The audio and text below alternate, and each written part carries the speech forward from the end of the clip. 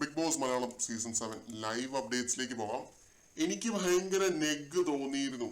അനീഷേട്ടന്റെ fans ഇവൾക്കെതിരെ തിരിയുമെന്ന് വിചാരിച്ചിട്ട് ഇവൾ ഉള്ളത് പറയാതിരുന്ന് ആ മനുഷ്യന് ഫേക്ക് ഹോപ്പ് കൊടുക്കുന്ന കണ്ടിട്ട് നെഗ് തോന്നിയിരുന്നു. ഇത് അനീഷേട്ടൻ ഓപ്പൺ ആയിട്ട് പറഞ്ഞപ്പോ ഒരു തിരുത്തൽ വന്നിട്ടുണ്ട്. അതായത് പുള്ളി അങ്ങോട്ട് സ്നേഹിക്കാൻ പാടില്ല എന്നൊന്നും ഇല്ലല്ലോ. അതിലിപ്പോ ലൈവിലിരുന്ന് നൂറയുടെ അടുത്ത് പറഞ്ഞ കാര്യങ്ങളാണ്. അങ്ങനൊരു ടോക്ക് ഇവിടെ ഉണ്ടായിരുന്നു, അക്ബർ പറഞ്ഞിരുന്നു എന്നൊക്കെ അതില് പറയുന്നുണ്ട്.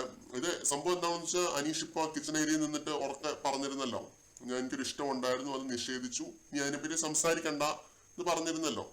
അപ്പൊ അത് നൂറ് ആദിലയുടെ അടുത്ത് പറയുകയാണ് ആ ഒരു കാര്യം. അതിന് റിപ്ലൈ ആയിട്ട് ആദില പറയുന്ന കാര്യങ്ങളാണ്, അനീഷേട്ടന്റെ ഫാൻസ് ഇവൾക്കെതിരെ തിരിയുമെന്ന് വിചാരിച്ചിട്ട് ഇവൾ ഉള്ളത് പറയാതിരുന്ന് ആ മനുഷ്യന് ഫേക്ക് ഹോപ്പ് കൊടുക്കുന്ന കണ്ടിട്ട് നെഗ് തോന്നിയിരുന്നു.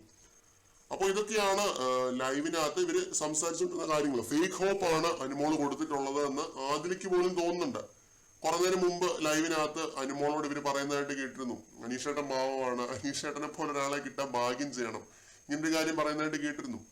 ഇവരോട് അനീഷിനോടുള്ളൊരു സ്നേഹം അല്ലെങ്കിൽ കരുതലിനെ ഒരിക്കലും ഇവര് മുതലെടുത്തിട്ടില്ല കേട്ടോ. പെങ്ങന്മാരെന്ന് പറഞ്ഞാൽ പെങ്ങന്മാരായിരുന്നു ശരിക്കും. ഇപ്പൊ പോലും ആദ്യം ഇത് പറഞ്ഞുകൊണ്ടിരിക്കുന്ന ഗ്യാപ്പില് അനീഷ് അവർക്കൊരു എന്തോ ഒരു ഫുഡ് ഐറ്റം കൊണ്ട് കൊടുക്കുന്നുണ്ട്, ഹസ്തദാനം അനീഷ്ട എന്നൊക്കെ പറയുന്നുണ്ട് ആദില. അപ്പൊ ചുരുക്കി പറഞ്ഞു കഴിഞ്ഞാല് നൂറയ്ക്ക് മാത്രമല്ല ആദിലയ്ക്കും അറിയാം എന്താണ് സംഭവിച്ചിട്ടുള്ളത് എന്നുള്ളത്. വളരെ വ്യക്തമായും കൃത്യമായുള്ള കാര്യങ്ങളാണ് നമ്മൾ പ്രേക്ഷകരുടെ മുമ്പിലേക്ക് എത്തിക്കുന്നത്. ഇത് സത്യമാണെന്ന് അവിടെ ഉള്ളവർക്കും അറിയാം, പുറത്തുള്ളവർക്കും അറിയാം, എല്ലാവർക്കും അറിയാം. ഇത് അനുമോളുടെ കുടുംബത്തിന് പോലും അറിയാം എന്നുള്ള രീതിയിൽ തന്നെ അനുമോള് സംസാരിക്കുന്നതായിട്ട് നമ്മൾ കണ്ടിരുന്നു. അപ്പോൾ എല്ലാവർക്കും എല്ലാ കാര്യങ്ങളും അറിയാം.